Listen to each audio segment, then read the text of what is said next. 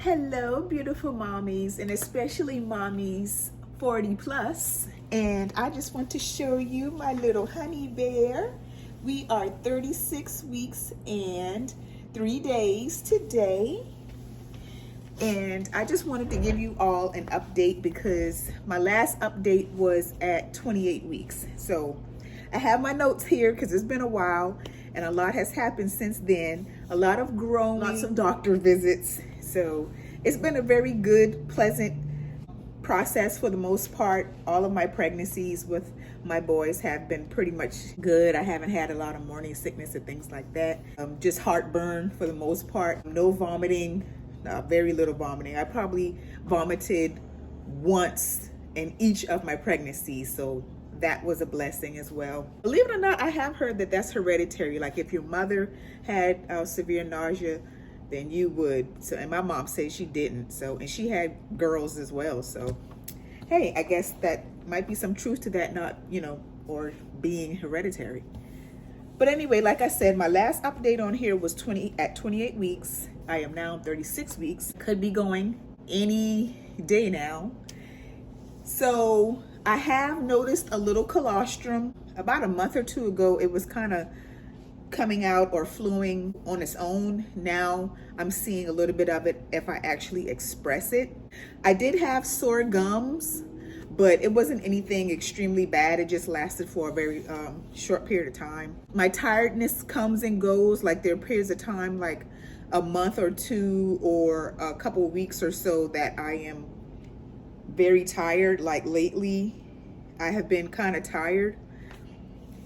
And heartburn galore. The heartburn started very early in this pregnancy. And if the myth is true, this child is going to have tons of hair, because I'm going to say that about at 4 months, I started with the heartburn. So I'm popping Tums like candy, like I stated before in my other videos. And when I lay too flat, I noticed that I start gagging sometimes.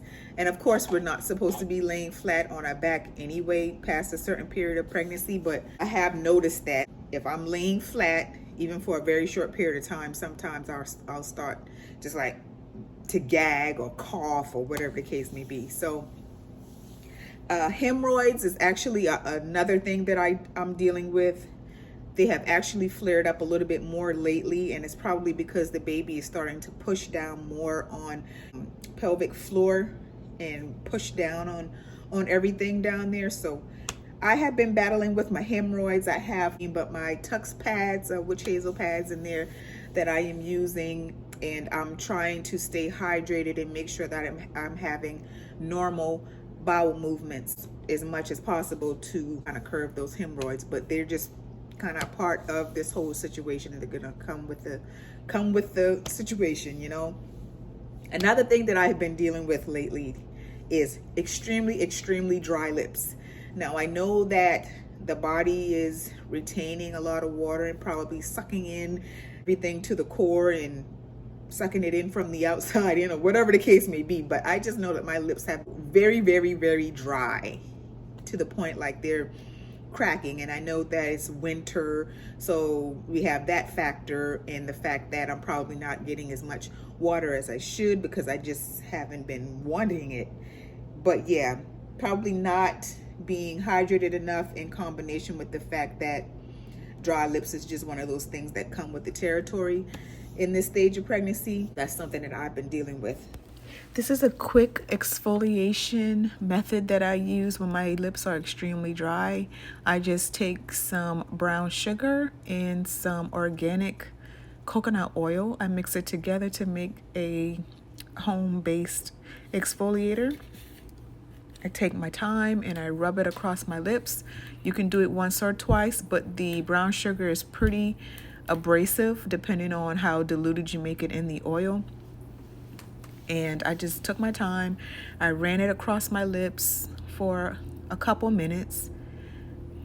And then after that, I just took a wet cloth and I wiped it away. And then I applied some extra coconut oil to my lips when I was completely done. Something that I have not been dealing with and I'm extremely grateful for is swelling. I have not had any swelling in my feet and my ankles and my joints or anything like that. No joint pain except for, down in the groin.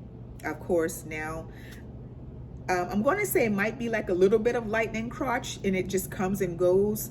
I notice it a lot more when I really have to go to the restroom, and I noticed that, that pressure down there. But like I said, I'm grateful for the no swelling in the ankles or feet.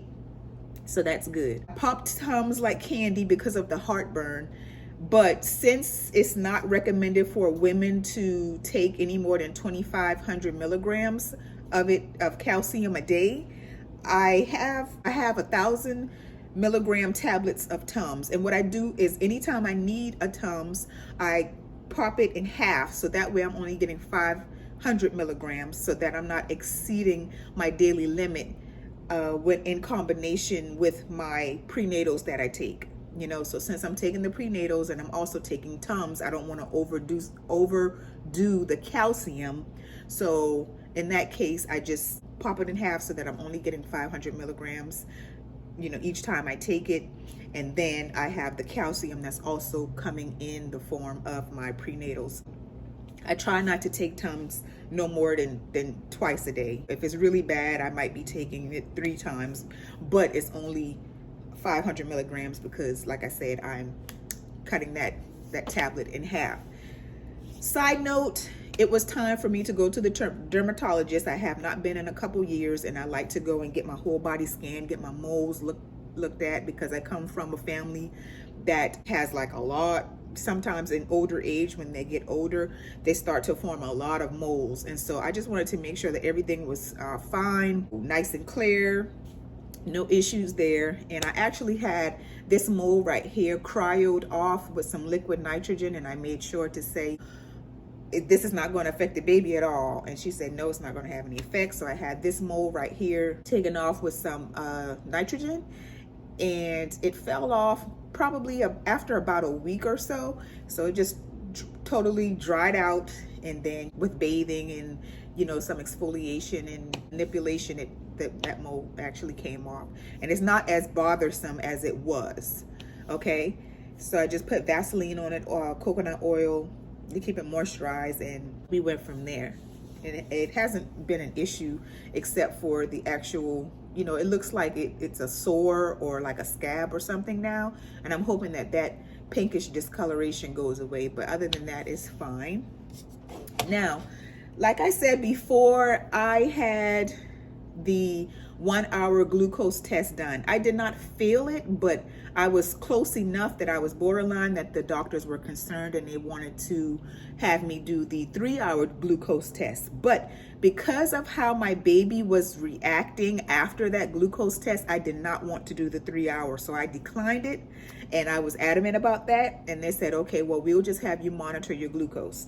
So I've been doing that, and my glucose is normal and pretty good most of the time, except when I eat out.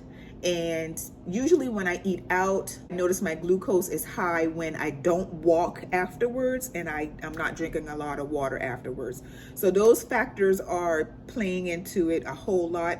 My glucose is over 120 most of the time, almost all of the time, when I do not walk and I do not drink a lot of water after I have meals that I eat out. All right, so that's basically the case with that. They also started me on metformin because they did see a few of those numbers that high. They just went ahead and started me on 500 milligrams twice a day of metformin, and I have been doing that for about 2 weeks now. And I haven't noticed any side effects or anything from the metformin, to be honest with you. I have noticed that I've been fluctuating in my weight. So my weight is fluctuating between 3 pounds when I've been going to the doctor these past couple months. I haven't gotten over 189. It's going from 189 to 186, and I'm staying between those 3 pound fluctuations for some reason. So it could be because of my fluid levels are increasing and decreasing, because I was told that I had some mild polyhydramniosis again in this pregnancy, and it has gotten better. So my past few doctor visits, they've said that my amniotic fluid has been normal and it's good. It has improved. So that's a good thing. And that's probably why my weight has decreased a bit. So, hey, it's coming, it's going. As long as the baby's healthy, that's cool. I'm fine with that. The last time baby was measured, he was said to probably be about 6 pounds. And that was a couple weeks ago. So that was at 34 weeks. So that's probably why they're kind of up in the air about induction and about his delivery time. I also saw a nutritionist or a dietitian for a few weeks because they were concerned about my diet and things like that. So they were trying to get me on the right track. So they referred me out to a nutritionist, and that was pretty helpful actually. My fundal height, of course, which is the measurement from your pubic bone up to the top of the uterus, that has been measuring ahead these past few visits as well. So that's another reason that they may be concerned and, throwing around induction. My non-stress tests and BPP, which stands for biophysical profiles, I have been having those every other week. So I've been going to my OB 1 week, and then to maternal care, and then to my OB, and then to maternal care. But now that I'm getting into 37 weeks, they are going to start having me, I think, go to both of them, or even more frequently, just to see, because they have up to this point been really leaning on inducing me at 39 weeks. But at my appointment today, they actually said that, well, it's possible we could go ahead and induce you at 37 weeks, just depends on, the growth of the baby. But I won't know that until I go to my appointment next week, and they measure the baby, see what he's probably weighing and his size and things like that, and take into consideration my amniotic fluid and whatever other factors they have to go by, and then we'll see. So there's a possibility I may be induced next week at 37 weeks, or they may let me go to 38 or 39. And I'm not going to say I'm going to say the baby also, because we have to see how things just play out and what happens. So I will definitely be going ahead and packing my bag. I'm going to start that tonight, getting my gown washed and prepped and ready to go. I'm going to go and get all of my toiletries ready, my socks, underwear, and everything like that. My clothing that I need to wear to and in, and when I leave the hospital, make sure I have everything and things that are going to be comfortable for me. All right. So like I said, I'm going back and forth between non-stress tests and BPP. So next week I'm going to have, OB visit, and I'm going to have a BPP, which is called the biophysical profile. And that's just monitoring the baby, making sure that he's having great normal movements, that he looks good, that the amniotic fluid is at a great level.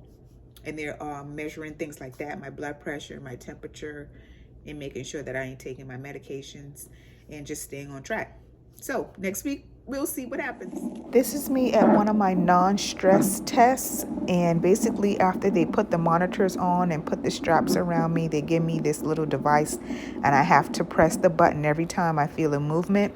This little contraption is to vibrate on my belly to get the baby to actually move. That top pink one is to actually see if I'm having any Braxton Hicks.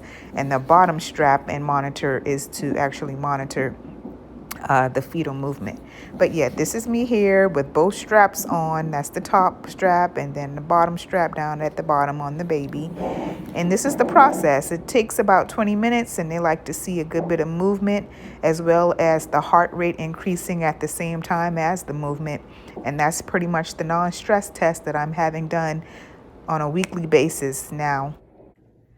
So also today at my visit, I had the Group B strep or GBS test done, and that is to test for Group B strep, which is a type of bacteria commonly found in the digestive tract, urinary tract, or genital area. So what they did was they just took a swab of my girly parts, and the results for those should be back in about 1 to 5 days or so. And basically that's just to make sure I do not have that that bacteria, which can cause pneumonia, meningitis, or other illnesses in children, especially because I do plan to have a vaginal birth. Now, this test is done between 34 and 37 weeks, and I am 36 weeks. So I fell right in that time period, and I had that done today at my routine OB visit. So that is my update from, let's see, 39 weeks up until now, 36 weeks. Things have been going pretty smoothly. Things have been going pretty quickly. I was in shock a little bit when when I heard today that the doctors were actually talking about or recommending me being induced at 37 weeks. That was the first time I actually heard it, because it was just a note in my chart that the nurse was reading to me. Because other than that, you know, I've just been hearing 39. So I've been expecting, hey, I'll probably be delivering at 39 weeks. But with pregnancy, with babies, you never know what could happen. They come when they want to, and you never know other factors that are going to come into play as well. I'm just going to prepare myself as best as I can, continue to eat as best as I can, walk as much as possible, drink as much water as I can possibly get in, take care of myself, get ready mentally as much as I can, and spiritually. And like I said, and if you see my other video, actually, I've pretty much got my home the way that I want it. I just maybe have a few other things to do. I'm not very concerned, but I will be bringing my mother-in-law in to help a bit, and that will be a great relief. It's going to be good to have her here, have somebody else here with me to help as well. So I'm really going to enjoy that. And I'm just looking forward to having a great and stress-free rest of this pregnancy, and great and stress-free delivery. May the Most High be with me and be with this child and bless us, because he has definitely been a blessing. I have loved and am loving carrying him. He is a great child, a great baby. And believe it or not, he actually responds. I talk to him, I read the word to him, and he's a good boy. I love him so much. And he's, you know, I just love him so much already. But yeah, that is my update. And thank you all for watching. If you have any questions, comments, or concerns about anything that I've said, anything that you may be dealing with, that I'm dealing with, anything, you know, pertaining to being pregnant over 40, any of these tests that have to be done, the monitoring that has to be done, taking care of yourself, you know, being pre-diabetic or diagnosed as having gestational diabetes or anything like that concerning pregnancy, don't be afraid to just send me a message. Like I said, I love communicating with you all, because not only are you learning and gaining from my experiences, I also learn and gain from your questions, your comments, your experiences as well. So thank you for watching. Thank you if you are a subscriber to this channel. And I do not know when my next update will be. I will try to do one next week, but if not, I will probably be doing an update with my little one in my arms, Most High willing, and we will go from there. So you all be blessed.